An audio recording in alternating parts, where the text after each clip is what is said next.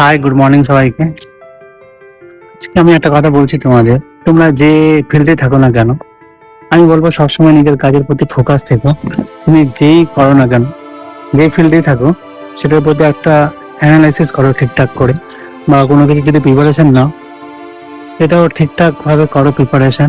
এবং প্রথম প্রথম তোমাকে কঠিন মনে হবে, যেই কাজটা তুমি করতে চাও প্রথম প্রথম খুব কঠিন মনে হবে, কিন্তু যখন তুমি ওই জিনিসের প্রতি ঢুকে যাবে, নিজেকে পুশ করবে ওই জিনিসটা শেখার জন্য, দেখবে আস্তে আস্তে জিনিস সব ক্লিয়ার হয়ে যাচ্ছে এবং আস্তে আস্তে রাস্তা ঠিক খুলে যাচ্ছে তোমার শেখার জন্য। এবং 2 দিন 4 দিন 5 দিন 10 দিন পর তুমি নিজে দেবে, তুমি নিজে কনফিডেন্ট হয়ে যাচ্ছ ওই জিনিসটার প্রতি। আমি বলবো যেই কাজে আছো লেগে থাকো, নিজেকে পুশ করো।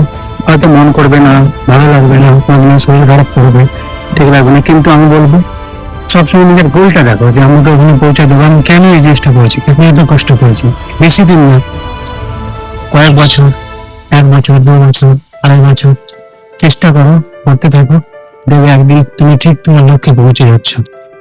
এই জিনিসটা আমার সাথে হয়েছে পার্সোনালি। একটা আমি মনে হচ্ছে যে না, হবে না, হয়তো এটা কঠিন বা পারবো না, সে আমার জবের ক্ষেত্রে হোক বা আমার নিজের রিয়েল লাইফে হোক বা রানিং এ হোক, যা কিছুতে হোক, প্রথম প্রথম সবকিছু কঠিন মনে হয়, কিন্তু যখন তুমি সেই জিনিসটা করবে আস্তে আস্তে 10 দিন যাবে, 20 দিন যাবে, 30 দিন যাবে, ওই জিনিসটা আস্তে আস্তে ঠিক হয়ে যাবে। তো আমি সবসময় এটা বলবো, যাই করো না কেন তুমি ঠিকভাবে অ্যানালাইসিস করো জিনিসটার প্রতি, ওই জিনিসটাকে ভালোবাসো, দেবে জিনিস সব কিছু আস্তে আস্তে ঠিক হয়ে যাচ্ছে এবং নিজের লক্ষ্যে পৌঁছে দেবে।